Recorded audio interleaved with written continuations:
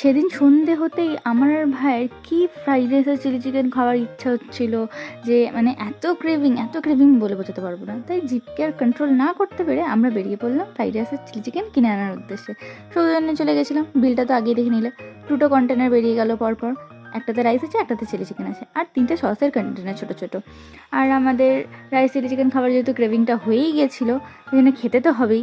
আর বৃষ্টি হয়েছিল, তারপরে ইচ্ছা তো মনের মধ্যে এসছে যাতে খেতেই হবে। এবার রাইসটা আমার ভাই ঢেলে নিচ্ছে, আর রাইসটা যেরকম পেয়েছিলাম মোটামুটি সেরকমই ছিল। আর চিলি চিকেনটাও বেশ, আমরা বলেছিলাম ঝাল ঝাল করে একদম টেস্টি করে দিতে, তো সেইভাবেই করে দিয়েছিল।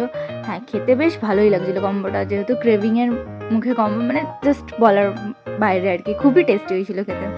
আর রাইসটাও পুরো ঝুরঝুরে ছিল, আর চিকেনগুলোও বেশ ভালোই ছিল, মানে খুব একটা কোটিং ছিল না, ঠিকঠাকই ছিল, যেমন দেখতেই পাচ্ছ। আর আমার বলতে বলতেই জিভে জল চলে আসছে, এখন ভিডিও রেকর্ডিং কি করব, এত ইয়ামি খেতে ছিল।